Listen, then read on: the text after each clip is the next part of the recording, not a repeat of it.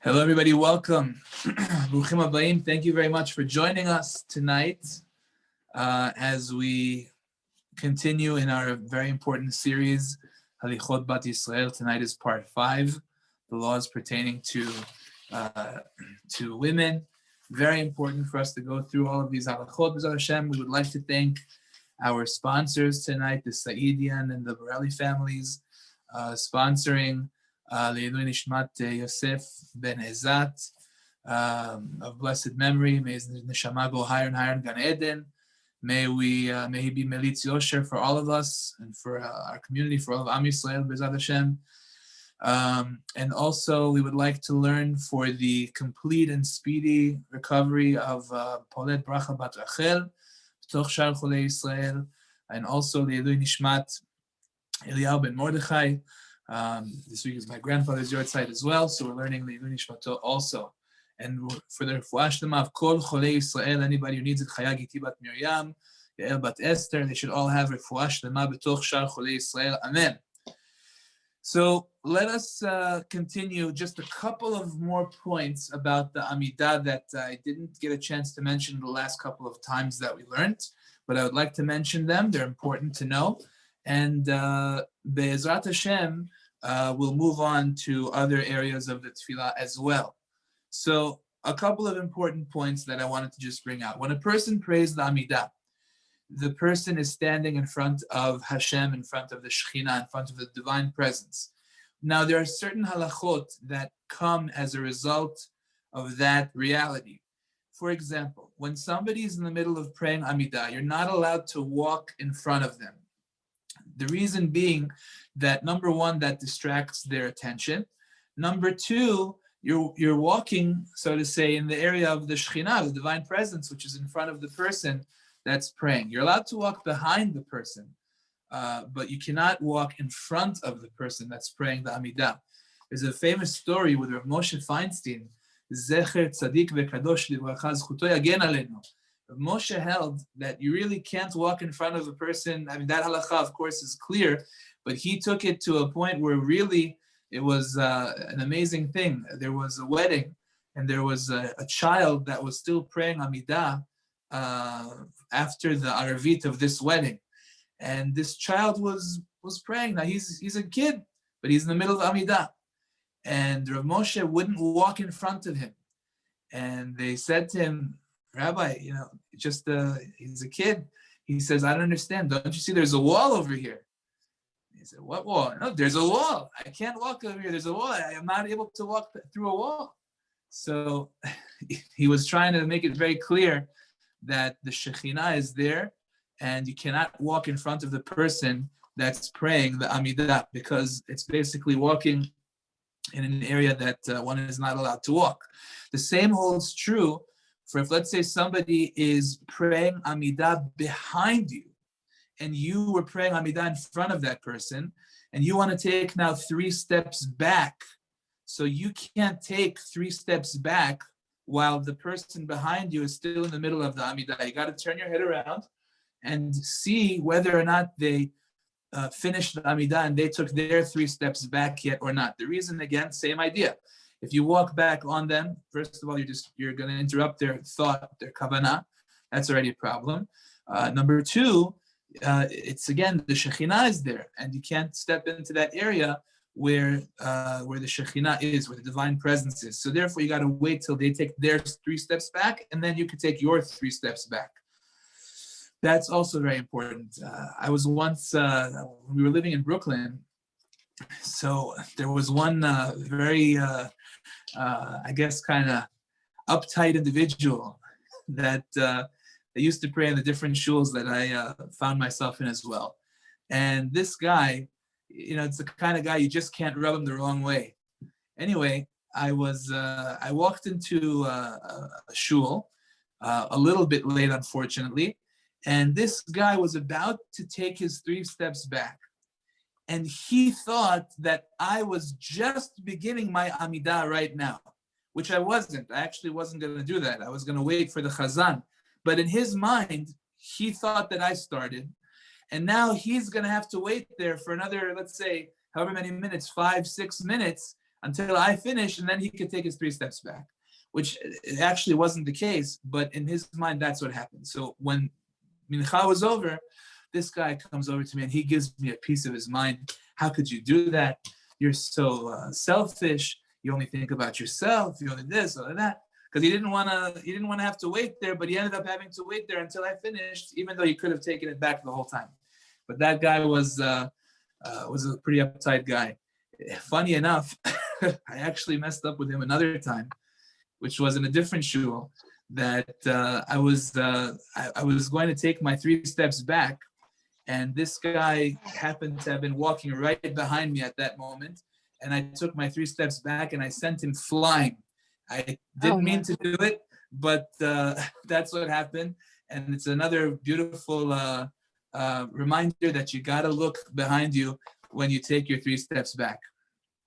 Okay, we have your question. Does the 3-step rule stand only if you're on the same level, or also if it's on a little lower level? No, I'm talking about directly behind you. Directly behind you. If there's someone directly behind you, you can't take the 3 steps back if they're in the middle of the Amida.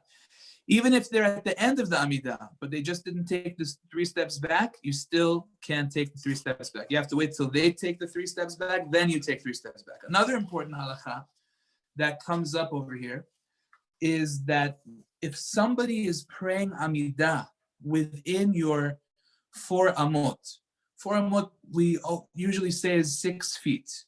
So you're not supposed to be sitting within 6 feet of somebody who's praying Amida. So let's say that that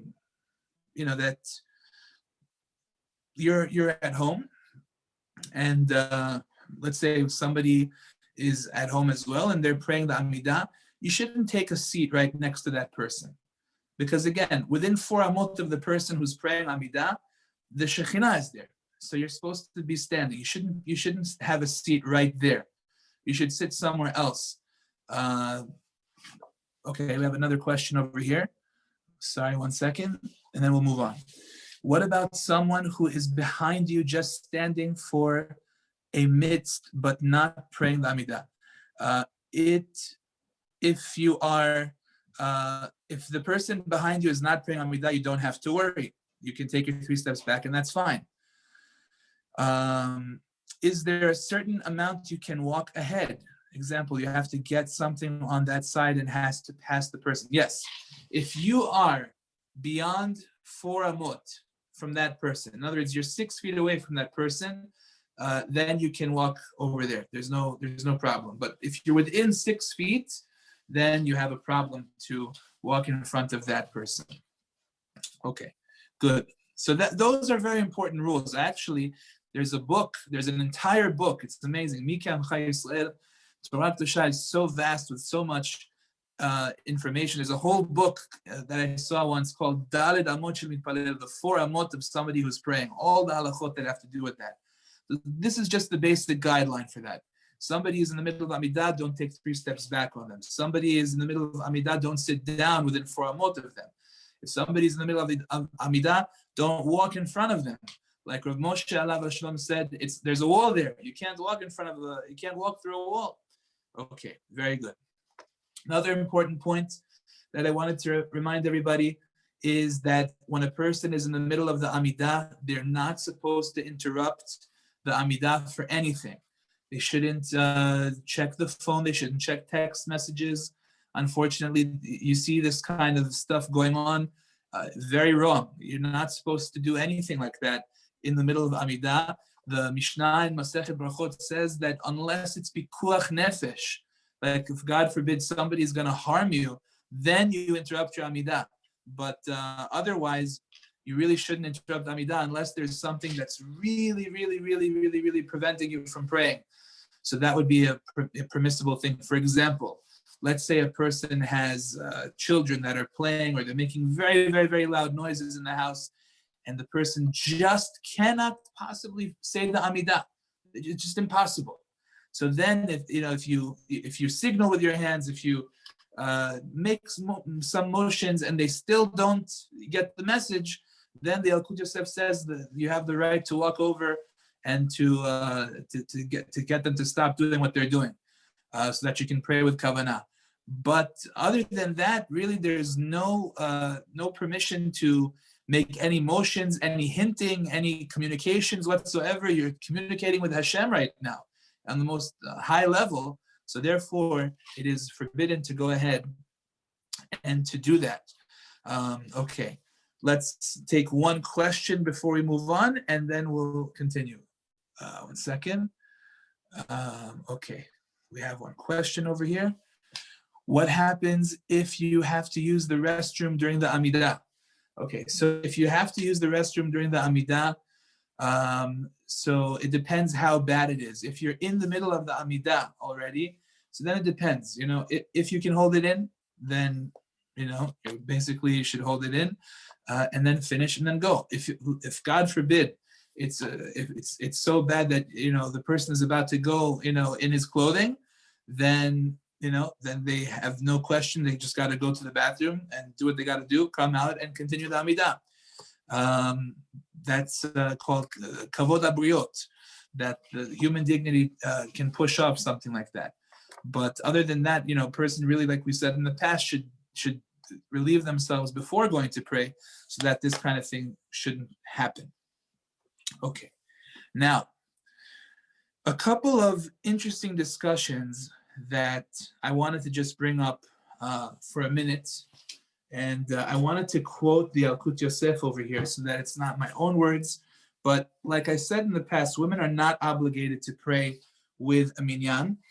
However, it's a very good and positive thing, but on condition, and that's what I wanted to read from the Yalkut Yosef. He says like this: Im halichata lebet hakneset goremet lediburim ve'afraot b'malach hatfilah b'beit hakneset. He says, no question about it. If her going to shul is to chit chat, then just talking and schmoozing, that's definitely not the right thing for her to do. Okay, she shouldn't go to shul. That's number one. Number two, וכן אם על ידי הליכתה לבית הכנסת הדבר גורם הפרעה לצורכי הבית לבעלה. Let's say that this will cause her to interrupt her duties to her home, her obligations to her home, or לילדיה, or to her children. Says the Yalkut Yosef, עדיף שלא תתפלל בבית הכנסת. It's better that she shouldn't go to shul. Rather, תבשל לבעלה ותטפל בילדיה. That her first obligations are to her home, to make sure that her husband has whatever he needs, if it's cooking or if it's the children that have to be taken care of. Her obligations to her home are supreme. וכל שכן שאין לאישה להזניח את בני ביתה ולנסוע מדי פעם לקברות צדיקים. She shouldn't neglect her family and go to קברות צדיקים. There's a nice saying we say in Eshet Chayil, קמו בניה וישרוה בעלה ויהללה. That the true Eshet Chayil, who does all these wonderful, amazing things, it's only if at the same time that her children say that she's at the same time an amazing mother, and her husband says she's an amazing wife. So it has to go hand in hand. Then she can, if she takes care of her baseline obligations first, then all those other wonderful extras are of course wonderful and very important. But it's important to have the hashkafa clear. So these are not my words.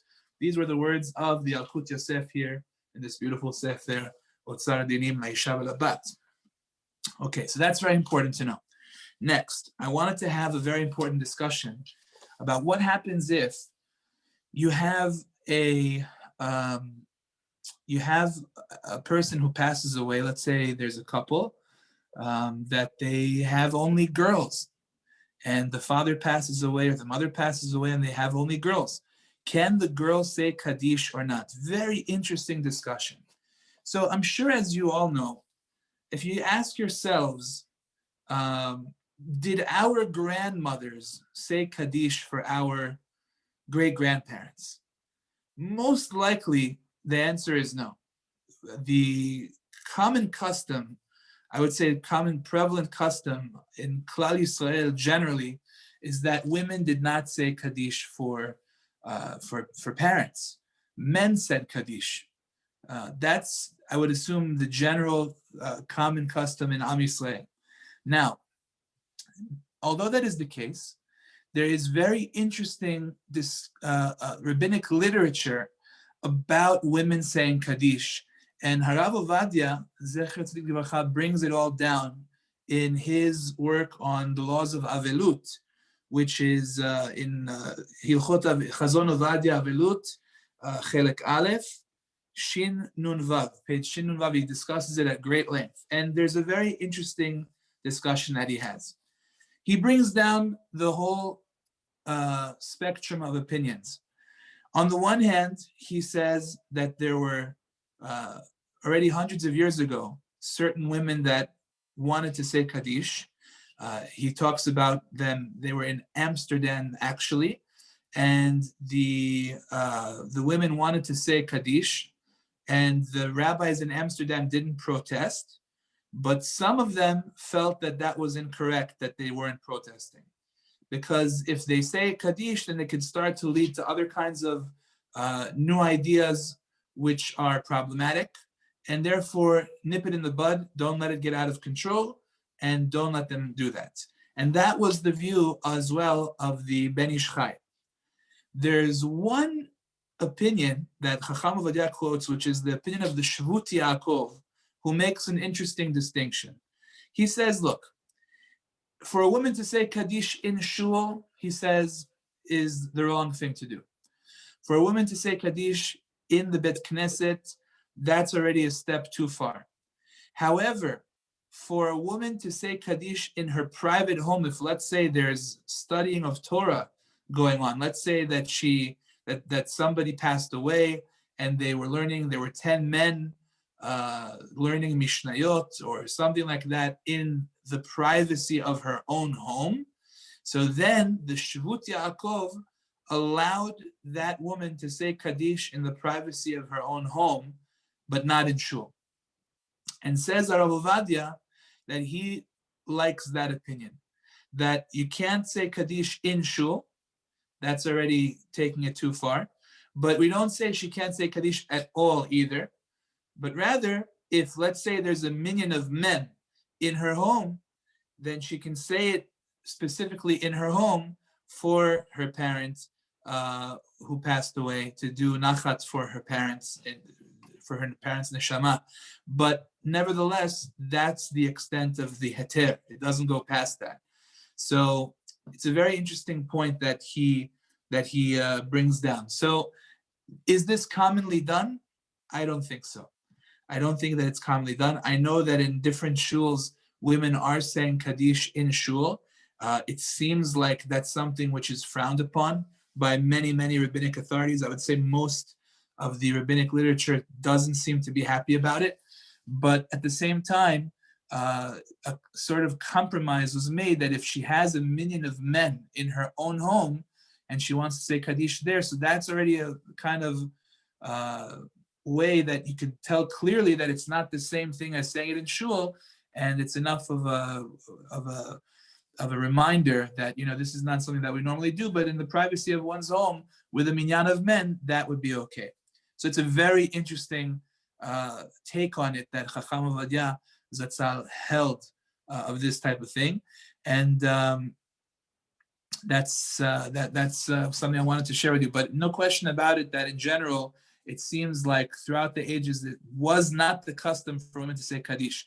Now, what happens if you say, listen, I'm sorry, but I want Kaddish to be said on my parent in shul, and it has to be that this is happening. So Chacham Ovadia says, what was the custom and still is the custom is that the woman will hire somebody to say Kaddish, or will ask a friend or somebody to say Kaddish for a male, to say Kaddish for the person who passed away in shul with a minyan. And that's something which is very commonly done till this very day. But for women to actually say Kaddish in the shul, many, many rabbis have written that it's something which is to be avoided. And therefore, it seems like that's something to be avoided. We seem to have a question over here. Let me take a look, and then we'll move on. When you say a woman should not say Kaddish in shul, do you mean out loud, or she also cannot say it quietly there? I mean, even quietly. It's something that that was a step that was feared would lead to a lot of other things that are not correct to do. Okay, so let's continue. Okay, that's regarding Kaddish. Now, so Baruch Hashem, we have gone through a lot of different halachot in the area of tefillah, of prayer, and now it's time to move on to the next subject, which is the laws of Netillat Yadayim for a meal. So let's go through this, Be'ezrat Hashem. We'll go through the general idea and then some more details. B'Shem Hashem na'aseh v'natzliach. Why do we wash before eating bread? We all know, Baruch Hashem, before we have a meal with the bread, we wash Netilat Yadayim. Why do we do that? So the answer is like this. There are 2 points to this discussion. First of all, Shlomo HaMelech wanted to make a safeguard for Kohanim that eat teruma. It sounds a little funny, but that's really the first step over here. We know that the Jews are commanded to give a gift from whatever crops that they have. If they, let's say, made wine, they made oil, they have grains, the Torah says you have to give teruma to the Kohanim. Usually it's translated to 2% of what they produced. They give it to the Kohanim, and then the Kohanim can take it and do whatever they want to do with it. Now, the problem is like this. Teruma has to be eaten with purity. You cannot make the teruma tameh. You can't make it impure. So there was a whole procedure of how you would conduct yourself whenever you were dealing with teruma. And the Kohanim also had to be pure when they were eating it. The rabbis made a rule for the Kohanim that their hands must be washed before they eat the teruma. That's a rule for the Kohanim so that they don't make their food impure rabbinically, because the hands have a status of sheni latuma, which is a type of impurity. So the rabbis made a rule for them, they have to wash their hands before they eat any kind of teruma. Shlomo HaMelech decided this is something which is so important, that the Kohanim don't make their teruma tameh, that their teruma shouldn't be impure, that he made a decree on the whole Jewish nation that whenever any Jew goes to eat bread, he should wash his hands, so that the Kohanim as well will wash their hands before they eat their bread, and therefore there's almost no chance that they will ever make their teruma, the food that, let's say they have a loaf of bread of teruma that was given to them, so they will never make it tameh, because they always wash their hands just like the rest of the Jewish people. That was a decree already from King Solomon. Very important to be aware of that. It's in order to prevent teruma. Now that's one point. Another point the Gemara in Masechet Chulin tells us is that the Torah says a very interesting pasuk. It says, "V'hitkadishtem v'hitem kedushim." You shall sanctify yourselves and you shall be holy. Why the double language? Says the Gemara because it's referring to 2 actions. V'hitkadishtem elu mayim rishonim. V'hitem kedushim elu mayim aharonim. V'hitkadishtem, and you shall sanctify yourselves, means that before you eat bread, you shall wash your hands with water. After you eat bread, v'hitem kedushim, you shall be holy. You wash your hands before you say Birkat HaMazon, before you bench. So those are the 2 reasons that are brought down for why we wash Netilat Yadayim. The Gemara actually brings another reason, and that's a little bit more of a reason that's maybe a little deeper. Because again, the rabbis always give us revealed reasons, but there are hidden reasons as well. And it could be that they were trying, we always know, Hashem chafetz, that Hashem wanted to give us blessing. So it's brought down in the Gemara, when a person washes Netilat Yadayim, if he uses a lot of water, that brings a lot of blessing to him. So there's no question that Netilat Yadayim is actually a source of tremendous blessing for the person. And if he uses a lot of water to wash his hands, it's brought down, it brings a lot of an abundance of blessings on him. So that's a very good reason for a person to use a lot of water for Netillat Yadayim. So the point is, though, that this is a very, very serious mitzvah, and it's very important to observe it properly, not just to eat bread just like that, but rather to take the time to wash Netillat Yadayim. It's something that applies even on a weekday. It's not only on Shabbat. It's something that applies even if you don't know how to say Birkat HaMazon. You still have to wash Netillat Yadayim. And it's a very important mitzvah. There are lots of things that are written about it, about how significant of a mitzvah it is.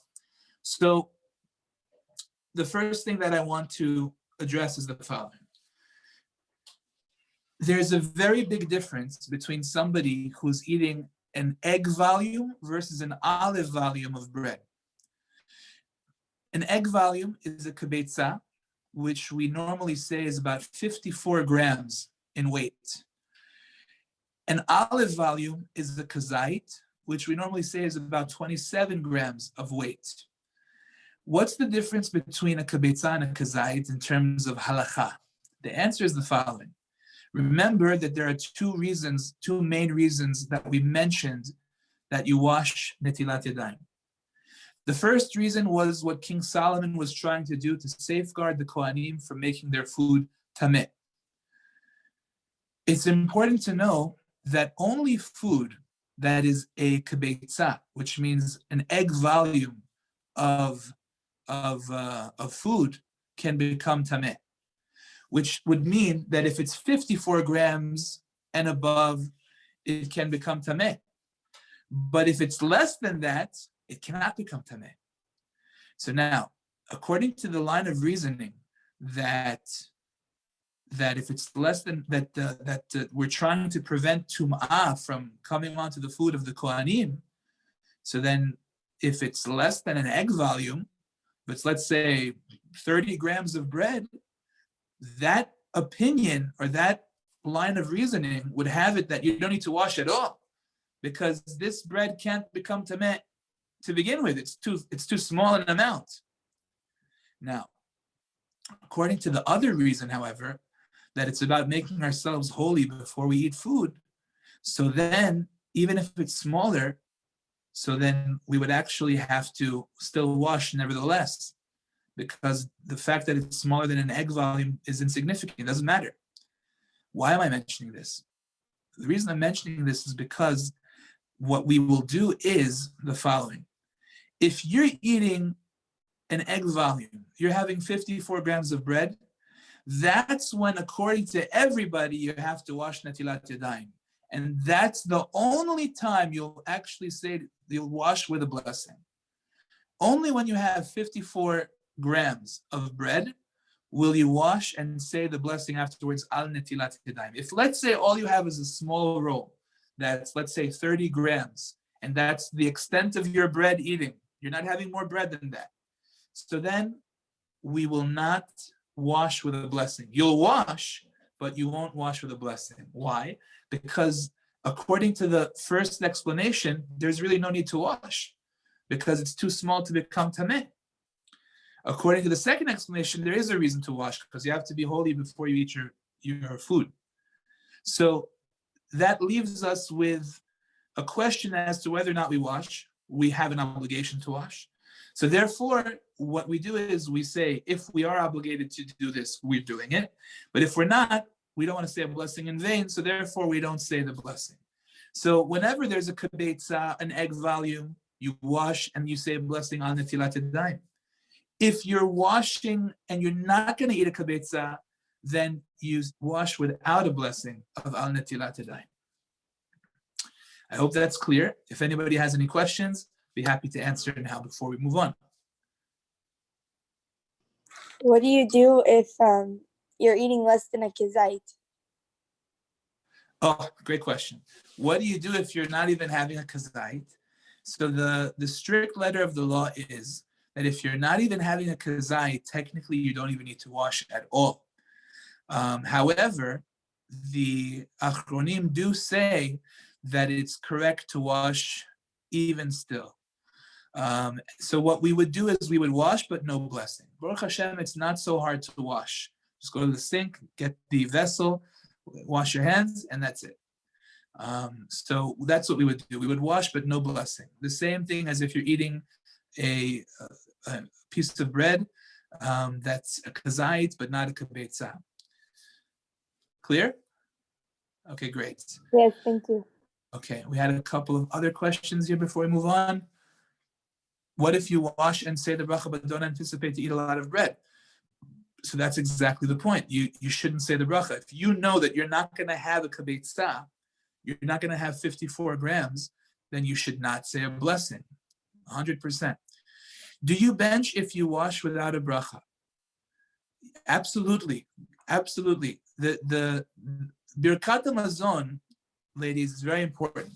The obligation to say Birkat HaMazon is an obligation once you have 27 grams of bread. If you have 27 grams of bread, you're having a kazait of bread, an olive volume of bread. So then you're obligated to say Birkat HaMazon, even if you did not wash with a blessing. The two are not connected. 27 grams of bread is the point at which you're obligated to say Birkat HaMazon. You should definitely wash on that, but there's no blessing on that because of what we said before. That's important to be aware of as well. And we had one more question. 1 second, please.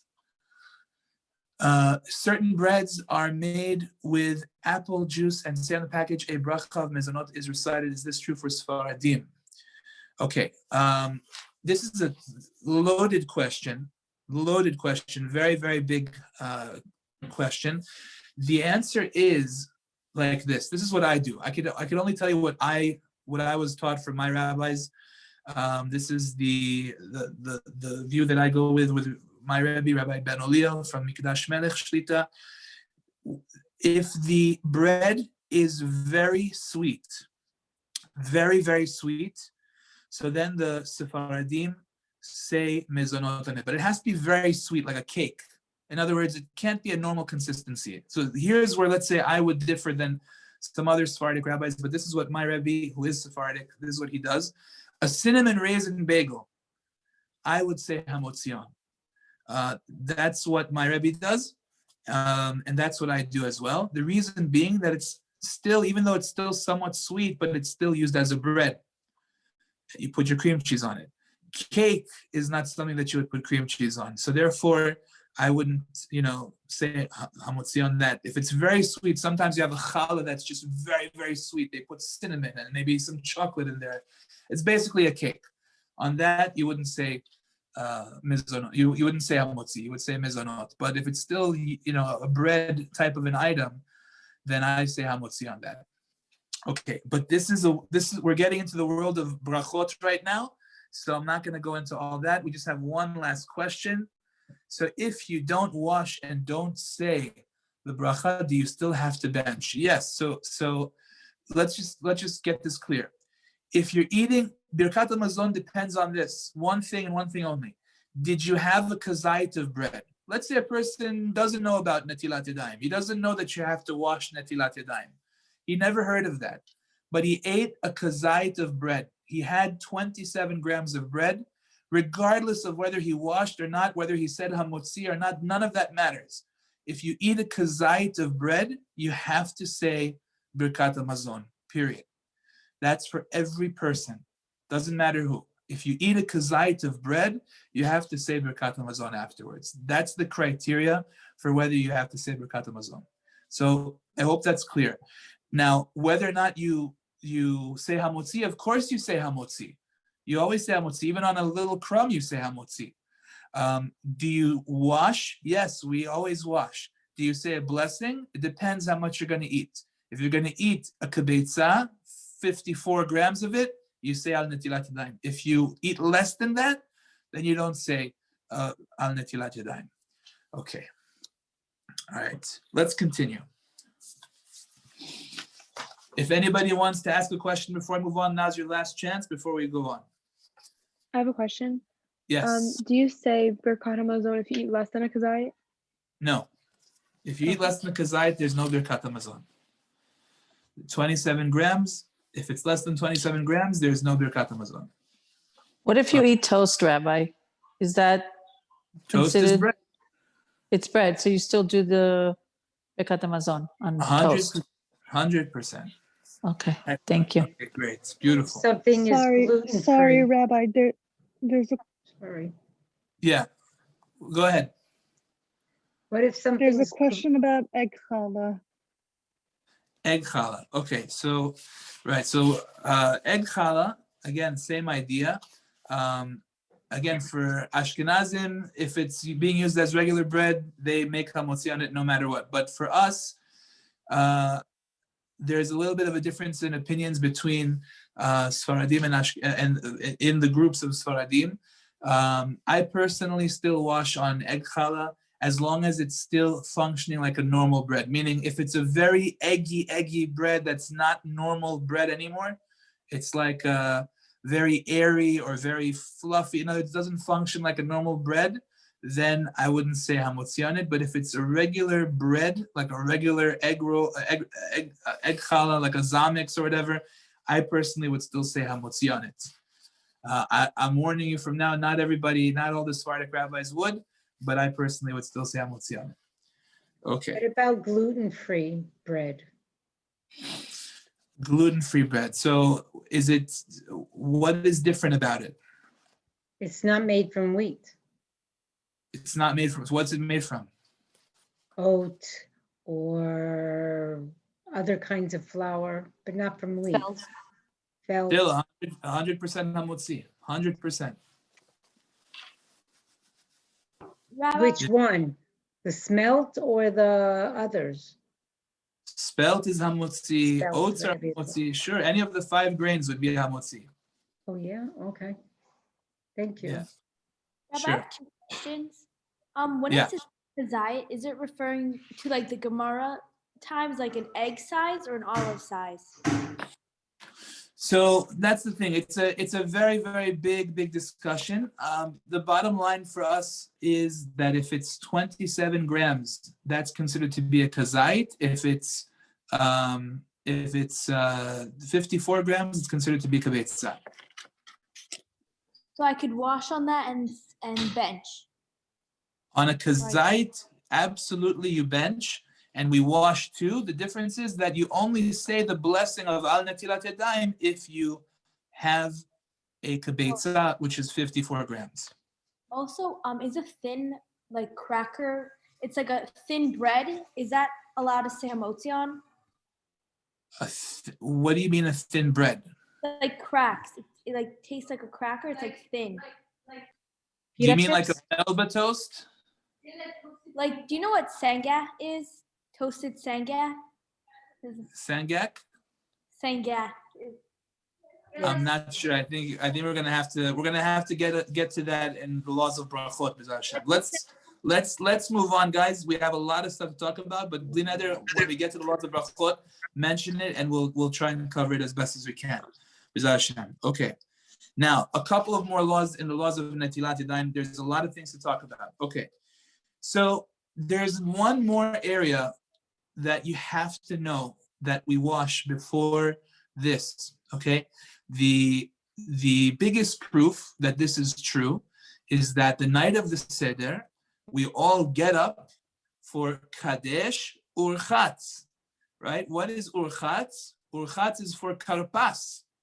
What is Karpas? I know what we do. We take the celery, some people have a potato, and we dip it in the salt water. What do we do before eating that celery dipped in the water? We wash. Why do we wash? The halakha is that anything which is called tibulo b'mashke, which means it's a vegetable, it's a fruit, something that is going to be dipped in a liquid. What kind of liquid? There are 7 liquids. The acronym for the liquids are Yad, Shachat, Dam. Yad stands for Yain, which is wine. Dalet is Dvash, Dvorim, which is honey. Shemen, oil. Chalav, milk. Tet is Tal, dew. And Dam, which is blood, which normally never happens. And Mayim, which is water. That's the most common. If you dip any kind of fruit or vegetable in one of those liquids, the halacha says if you're going to eat it while it's wet, you have to wash Netillat Yadayim, no blessing, which is what we do the night of the Seder. We're about to take the celery and dip it in the salt water and eat it. We wash Netillat Yadayim before without a blessing. That's halacha all year round. So let's say a person has grapes and they wash the grapes and they serve the grapes wet. The halacha is, and I know this is something which might be surprising to everybody, but it's a halacha in Shulchan Aruch. You have to wash Netillat Yadayim before eating those grapes. Unless you do one of two things. You can either dry them, you can dry the grapes, and then you wouldn't have to wash them, wash your hands for that. Or if you use a utensil, a fork, something like that, you don't actually touch it direct. Then you wouldn't have to wash. But otherwise, if you want to eat it directly, you really should wash Netillat Yadayim. It's the halacha. It's something brought down in Shulchan Aruch. It might not be commonly done, but that doesn't mean it's not what we're supposed to do. Any fruit that's wet? Correct. Celery, tomatoes, grapes. You say a apple. bracha? What? You say a bracha for like Netillat Yadayim? No, you don't say al Netillat Yadayim. No, you just wash without saying a blessing. Okay. So like salad also? Salad. Well, what is it? Is it wet? Is it with water, or are you eating it with your? Like you said, Well, any liquid or just water? No, so it's one of the 7 liquids I mentioned: wine, honey, oil, milk, dew, blood, or water. So if it's like salad with oil, we would have to wash, like olive oil. So usually, I think when it comes to salad, we eat it with utensils, spoons, knives, forks. Oh yes. So you're not touching it. Okay, so that's important as well. I shouldn't pick at my. No I'm more sorry. picking at my salad. No more picking at my salad anymore. I hear if it's wet with one of those things, then yeah, it's a valid point. Correct. I did not. Okay. know. Rabbi, Now, yes. I have a question. Let's say like you're makpid to wash your hands like after you touch, let's say, shoes or after you come out of the bathroom. Like let's say it's an hour after and like you think that your hands are clean. Do you have to again rewash for these types of things, or like, do you get what I'm saying? If you weren't If you weren't careful, the assumption is that you weren't paying attention and therefore you do need to wash. Yes. Okay, but let's say like I just washed my hands 15 minutes ago and I can make the assumption that it didn't have any contact with anything that's tummy, then I don't have to wash again, correct? So, I mean, the truth of the matter is that the rule is that unless you're specifically watching out for something like that, we assume that you weren't paying attention. So you would have to wash. You see what I'm saying? Because when a person says, "Oh, I think I didn't," unless you were ahead of time planning not to, we assume you did. You see what I'm saying? Yeah. People don't pay attention. Yeah. Okay. So now, another very important point about Netillat Yadayim is that when washing Netillat Yadayim, a person must remove what's called chatzitza. Chatzitza means an interposition, something that is preventing the water from getting to your hands. So there are lots of rules in this area, but let's just try and get to the very basic stuff. Sorry, before we move on, I have one last question. So on Rosh Hashanah, do we have to wash our hands before we dip the apple in the honey? It's a very nice question. The answer is yes, we do, but we take care of that when we wash for the meal. So it's a great point. When you wash Netillat Yadayim for bread, so then you have addressed the issue for other things in the meal as well. So at that point, if let's say you wanted to nitpick at the salad, let's say, and it was with oil, you already washed for the bread and you're in the middle of a meal, so you don't have to wash again. It's a very good point. Okay, next. Chatzitza, the laws of things that are preventing the water from affecting Netilat Yadayim on your hands. So the idea is like this. If, let's say, a person has rings on their hands, so when the question that you have to ask yourself is like this. Do you always leave your ring on your hand, or are there times when you take off your ring? If there are times when you take off your ring, for example, when you bake a challah, when you bake a cake, when you're washing dishes, you're afraid that your ring might get ruined, the stone might lose its, shine, or something might, happen to it. So for that reason, you take off the ring. So then the ring would be considered to be a chatzitza. It's something that would be in between the water and your hand, which would require you to remove it. My mother-in-law has one of the cutest things I've ever seen. It's by the sink, and it's a little stand, and it's there for your rings. You could put your, it's like a little kind of holder for your rings for when you wash Netillat Yadayim. It's really, really nice. And I would recommend everybody to get one like that. It's a very, very nice little idea that they've got over there. So the reason for that is because very commonly people, when they make a dough, they make a cake, they take off their rings. So that means that the ring is not like a part of their hand. It's something that comes on and off, which means that it's basically an interference when it comes to Netillat Yadayim. So therefore, you have to remove the ring. On the other hand, if you don't ever take it off, in other words, you're baking challah, you're baking a cake, you're washing the dishes, the ring never comes off your hand. So then it really is not a chatzitza because of the fact that it's not something that you are careful to remove, and therefore it would not give you that kind of a problem. Okay. Good. Okay, so then you could leave it on during Netillat Yadayim. Fine. Now, other examples of chatzitza. The general idea with chatzitza is when you have something that is bothering you, that's considered to be a chatzitza. So let's say a woman has nail polish. So nail polish that looks nice and looks pretty is something that a person likes on their fingernails. They're happy that they're there. So that would not serve as a chatzitza for Netillat Yadayim because it's not something which is an interference. It's a very good thing. You're happy that it's on your nails, on your fingernails. The problem is what happens when the nail polish starts getting chipped and your nail polish already looks bad. Then already you're not interested in the nail polish staying there, and that would serve as a chatzitza. So you would have to go ahead and take it off before you would wash Netillat Yadayim because it's something that bothers you. Anything that's bothering you on your hands is considered to be a chatzitza, which you have to remove. Another example like that is, let's say a person has dirt under the fingernails. You have dirt under the fingernails, so if people don't care about it, okay, they don't care about it, doesn't do anything for them, so therefore it's not a chatzitza. But if, let's say, you do care about it and it does bother you, so you would have to remove it before going ahead and washing Netillat Yadayim, which is something that you don't see so commonly done. It's possible because maybe people cut their nails, Baruch Hashem, and they don't have that so often.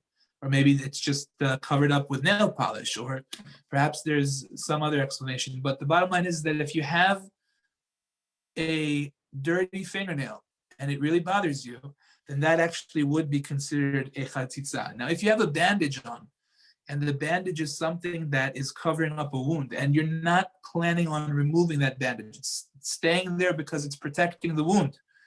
So then you could just leave it there because that's basically at that point like part of your hand. You're not taking it off; it's staying there, and that's not a problem. So that's important to be aware of as well. Okay, so we had a question over here. Let me just take a quick look before we move on. What if on Shabbat you have chipped nail polish? Well, that's a big question. Now, if a person on Shabbat has chipped nail polish, so now you have a question of removing the nail polish, right? So the truth of the matter is that you can't remove it on Shabbat. So actually it would be to your benefit because once something is non-removable and there's nothing you could do about it, so then you're not makpid on it anymore. You can't. There's nothing for you to do about it. So therefore you're not strict to remove it because you can't remove it. So actually it would be to your benefit. They do talk about that. It's a nice question. Beautiful. Okay, let's move on. A lot to talk about. Now, okay. Couple of points about Netillat Yadayim that are always important to remember. First of all, remember we take the vessel with our right hand, we then pass it to the left hand. The reason is because we want the left to be subservient to the right. The right represents mercy. The left represents harshness, severity, judgment. We want the left to pour on the right, as to say that the left is subdued to the right. It serves the right. Even if you're a lefty, this is the rule. That's number one. Number two, so we do it by the Ashkenazim, they do it twice. They do 1, 2. By the Sfaradim, we do 1, 2, 3. When you wash your hands, you should make sure to rotate your hand and get it all the way up to the wrist over here. Make sure that it gets everywhere, all over to the wrist. Like I said before, the more water, the better, more bracha is coming. And that's something that sometimes people get carried away with. You know, if you have a line of 20 people behind you, you don't want to start filling up, you know, massive amounts of water, get your basic cup full and then move on. Remember that the strict letter of the law is all you need is a revi'it, technically 3.3 fluid ounces. It's not that much, and you fulfill the mitzvah that way. But the point is, get it everywhere. Rotate your hand so that it gets to the top, to the back, everywhere up until your wrist. That's number one.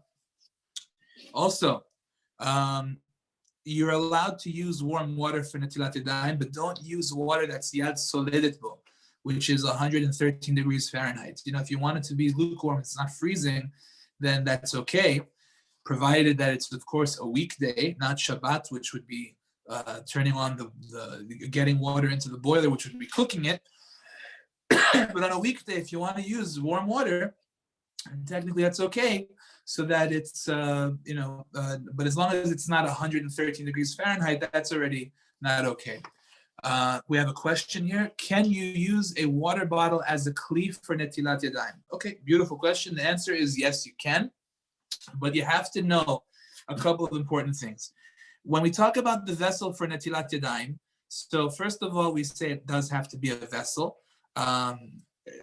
Ideally, one should not wash from the sink faucet directly. You should put it in a vessel. But it's also important to know that if you have a vessel that has a hole in it, so then from the point above the hole already, that point is not considered to be a vessel. So if, let's say, a person has a cup, let's take for argument's sake this, let's say this book over here is my Netillat Yadayim cup, okay? Let's say right over here, there's a hole in that cup, okay? So being that the container from this point and up cannot hold water because of the hole that's right here, so if I pour water out from the top, I'm not pouring it out of a vessel. That's a problem. So once it has a hole over here, you can't pour from the top, because it's coming out of an area that's not a vessel, in light of the fact that the water is dripping out of the hole over here. You can actually pour out of the hole, but you can't pour out of the top. So therefore, if somebody finds out that his Netillat Yadayim cup has a hole, he really should get a different one, because that way he'll be able to use the cup normally. Okay, so that's an important thing to be aware of too. Now, after washing Netillat Yadayim, like we said in the past, we do it, we wash our entire hand.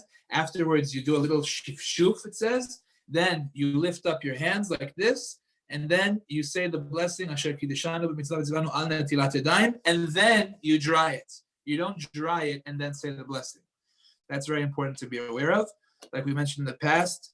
And once that is done, lechatchila, ideally, one should not speak until they say the hamotzi, or until they say the whatever blessing over the fruit it is, whatever it is that they're doing.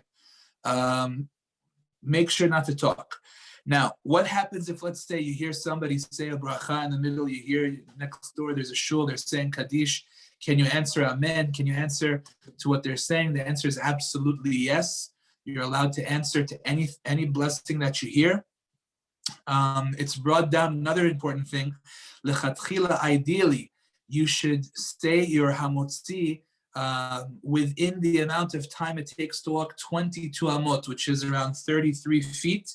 which is not that much time. So for that reason, whenever, let's say, there are lots of people that are sitting down at the table to say hamotzi, the father or who the head of the household is going to say the hamotzi, usually will wash last so that there's no interruption between his washing Netillat Yadayim and the blessing of hamotzi. Okay. What time is it over here? Okay, we still have a few minutes. Baruch Hashem, still a bunch of things we have to cover. Next, what happens if somebody just came out of the bathroom and wants to wash for bread? So there are a couple of suggestions that are given. Now, why is there an issue at all?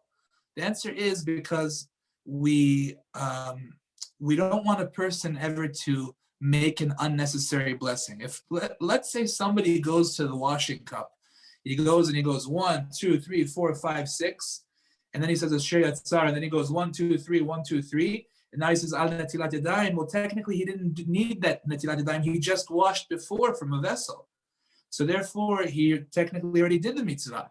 So you never want to make somebody say an unnecessary blessing. So how do you combine the two to one so that it's only one blessing for this washing? So there are a bunch of suggestions that have been made.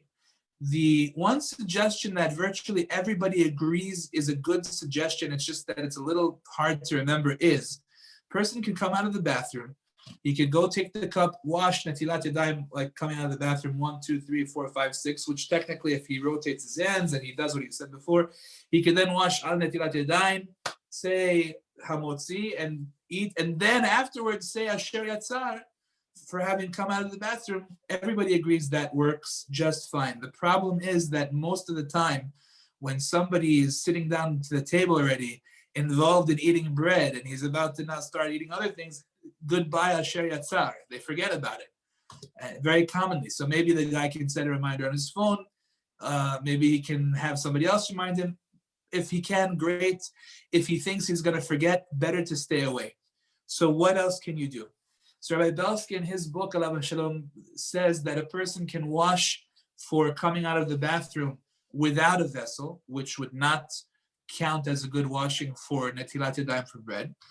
He could then say Asher Yatzar, and then wash with a vessel, say Al Netilat Yadayim, and then say Hamotzi. That's another very good idea. Okay, good. What happens if a person goes to the bathroom in the middle of a meal? So then once again, when he comes out, he has to wash Netilat Yadayim again, because now his hands were just dirty.